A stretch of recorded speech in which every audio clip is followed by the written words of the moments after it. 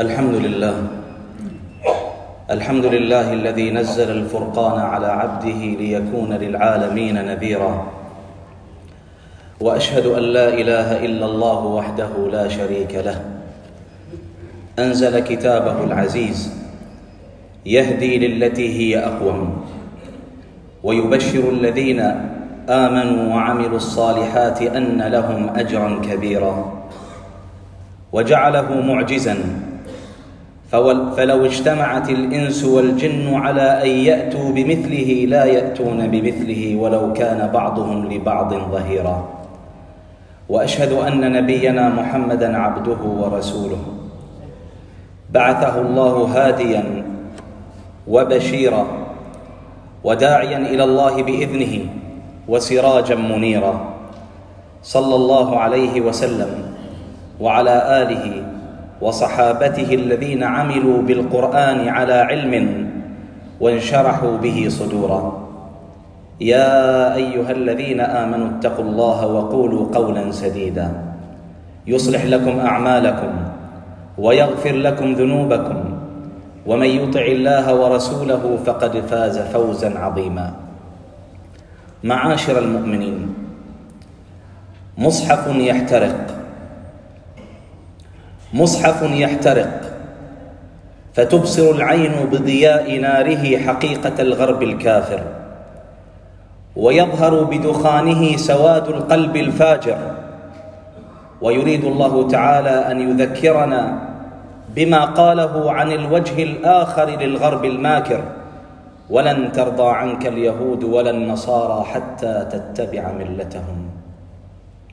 ولن ترضى عنك اليهود ولا النصارى حتى تتبع ملتهم.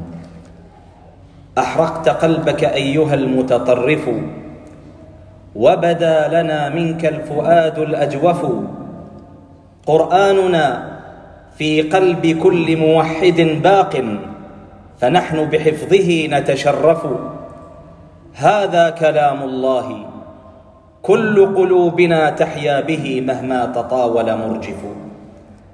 مصحف يحترق ليوقظ في قلوب المسلمين ذلك الإحساس الراقد، فقد كان المسلمون ولا يزالون الجسد الواحد، مهما حاول الأعداء في التحريش بينهم والتفريق، ومهما كادوا ليصلوا إلى مرادهم بكل طريق. فالمسلمون روح واحدة ومشاعر واحدة، يفرحون جميعا ويحزنون جميعا. مصحف يحترق فيهتز منبر خطيب، ويسيل قلم أديب، وتفيض قريحة شاعر، ويقاطع الاقتصاد تاجر، وتثور لنصرته شعوب، وتتقطع في حبه قلوب.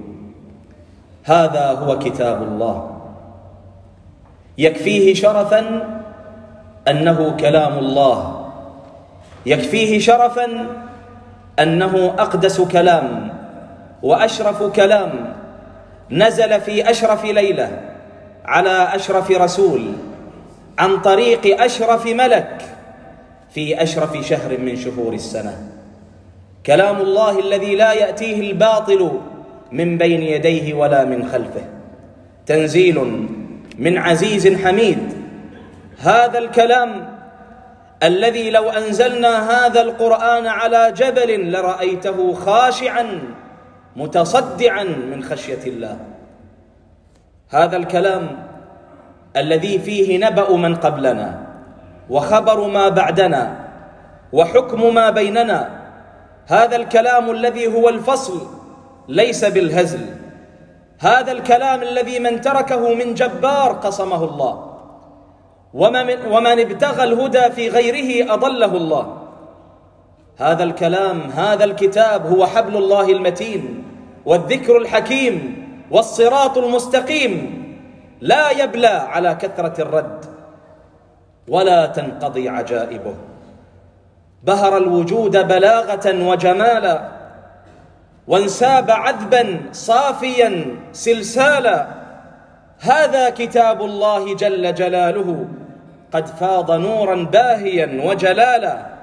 سبحان من هذا البيان كتابه ملك القلوب ومزق الأغلال.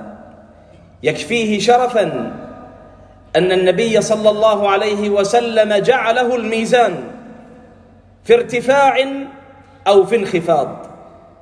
إن الله يرفع بهذا الكتاب أقواما ويضع به آخرين.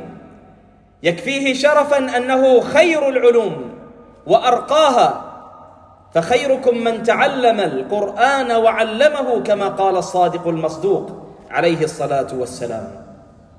معاشر الحاضرين المسلمين، ربما يستغرب بعضنا لما حدث من حرق المصحف الشريف، والآن هناك مطالبات عديدة لتكرار ما حدث في ذات الدولة التي فعلت هذه الفعلة. فبدلا من أن يؤمنوا به ويتدبروا فيه ويذعنوا له، تراهم يصدون عنه ويستهزئون به، بل وصل الأمر كما سمعنا ورأينا جميعا إلى تدنيسه وامتهانه وحرقه. قرآننا النور والأعداء ظلماء، وكم تبدد ليل الوهم أضواء. قرآننا سور بالحق ناطقة ببهائها، بيانها مشرق كالشمس والضاء. وحي من الله محفوظ وإن حرقوا أوراقه فله في الروح سيماء. قلوبنا أيها الغاوي مصاحفنا، قلوبنا أيها الغاوي مصاحفنا، فبؤ بخيبتك الكبرى كمن باء. لا عجب ولا استغراب أبدا مما فعلوه، لأن هذا أولا من هوانهم على الله. والله تعالى يقول: ومن يهن الله فما له من مكرم. لقد حرموا منة ونعمة الهداية، فلا يكادون يفقهون القرآن ولا يقرون بعظمته، مع أن القرآن جاء بالأخبار الصادقة والحقائق الغائبة والأحكام العادلة، واحتوى صورا عظيمة من الإعجاز في شتى أبعاده المختلفة، ولكنهم لا يدركون. لماذا؟ أفلا يتدبرون القرآن أم على قلوب أقفالها؟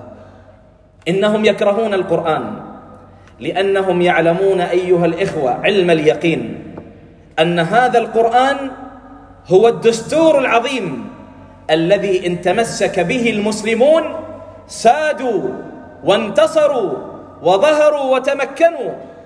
ولذلك حرق المصحف الشريف، حرق كتاب الله، مؤشر على أن الإسلام طرق أبواب أوروبا ودخل وهدد أصل حضارتهم. ردود الفعل من حرق المصحف وتدنيسه ما هي إلا مؤشرات تدل على الضعف ولا تدل على القوة. هي محاولات يائسة للحفاظ على البقية الباقية من مكونات حضارتهم البائسة المزيفة. ما فعلوه أيها الإخوة في النهاية دليل بين واضح لا ريب فيه على أن المستقبل لهذا الدين، على أن أوروبا بإذن الله عز وجل سيدخل في عقرها الإسلام عاجلا أو آجلا، والله غالب على أمره، ولكن أكثر الناس لا يعلمون. نسأل الله سبحانه وتعالى أن يجعلنا وإياكم من أهل القرآن الذين هم أهل الله وخاصته. أقول قولي هذا وأستغفر الله العظيم لي ولكم، فيا فوز المستغفرين.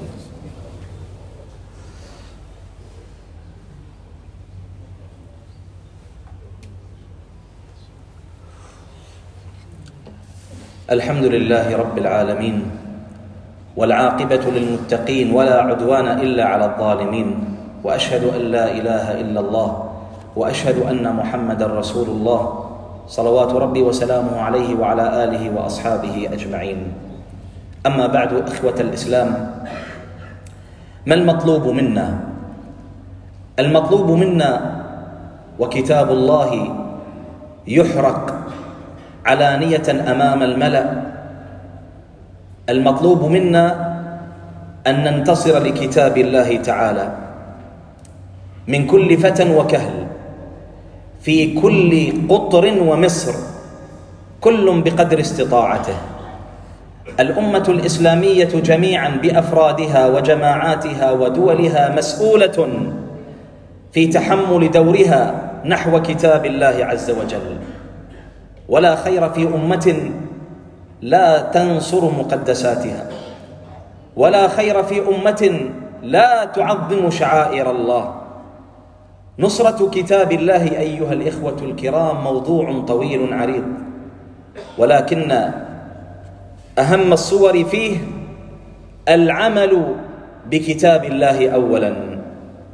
أشد ما يغيظ الأعداء ويؤرقهم هو أن يعمل المسلمون بكتاب الله أسوة برسول الله صلى الله عليه وسلم الذي كان خلقه القرآن.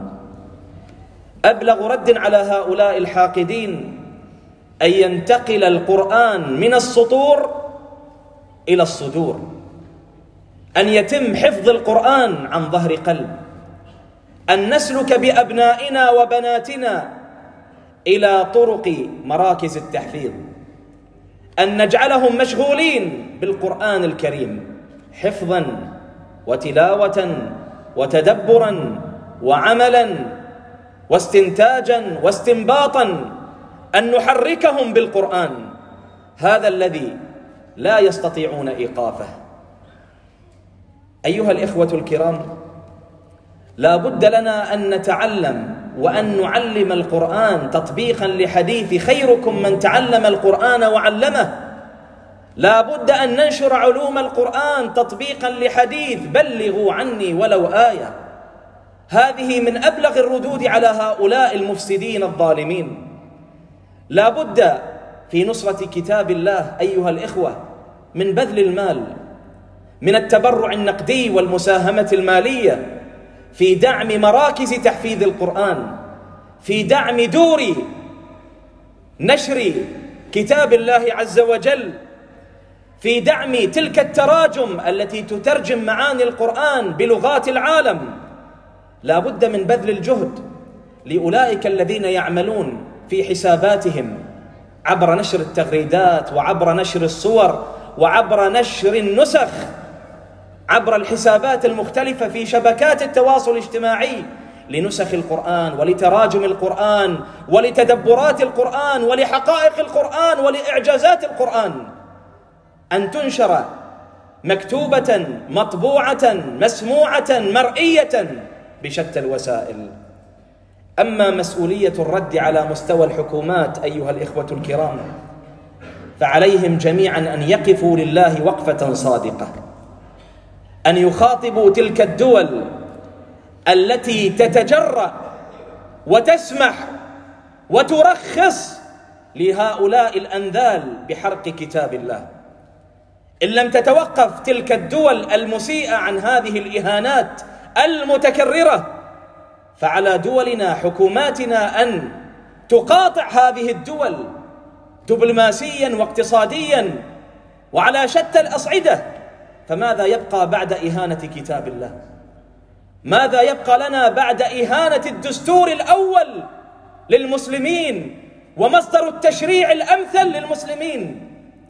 إخوة الإسلام، نسأل الله سبحانه وتعالى بفضله وكرمه أن يجعلنا وإياكم من الذين يستمعون القول فيتبعون أحسنه، أن يجعلنا وإياكم من أهل القرآن الذين يدافعون عن القرآن ويعظمون شعائر الله، وأن يردنا جميعا إلى ديننا ردا جميلا، وأن يرفع لواء الدين ويقمع به المعاندين الكائدين، وأن يذل الله به الكافرين، إنه سميع قريب مجيب وهو رب العالمين. اللهم صل وسلم على عبدك ورسولك محمد صلى الله عليه وآله وسلم وعلى آله وأصحابه أجمعين.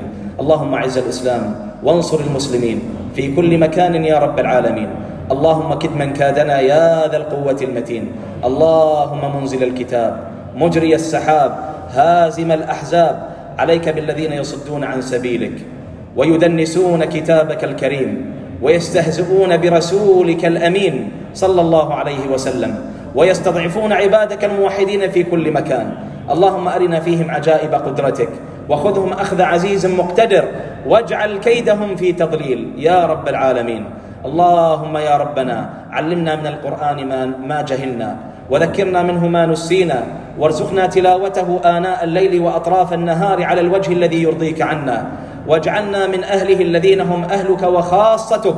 اللهم ارفعنا بالقرآن، اللهم ارفعنا بالقرآن واجعلنا من العاملين بالقرآن واجعلنا من المتدبرين في القرآن. اللهم اجعل القرآن حجة لنا يوم نلقاك لا حجة علينا يا أرحم الراحمين. اللهم اشف مرضانا وعاف مبتلانا وارحم موتانا واقض ديوننا واستر عيوبنا وتب علينا حين نتوب يا علام الغيوب يا ستار العيوب. اللهم هذا دعاؤنا فاستجب لنا يا رب العالمين. عباد الله، إن الله يأمر بالعدل والإحسان وإيتاء ذي القربى وينهى عن الفحشاء والمنكر والبغي يعظكم لعلكم تذكرون. وأقم الصلاة.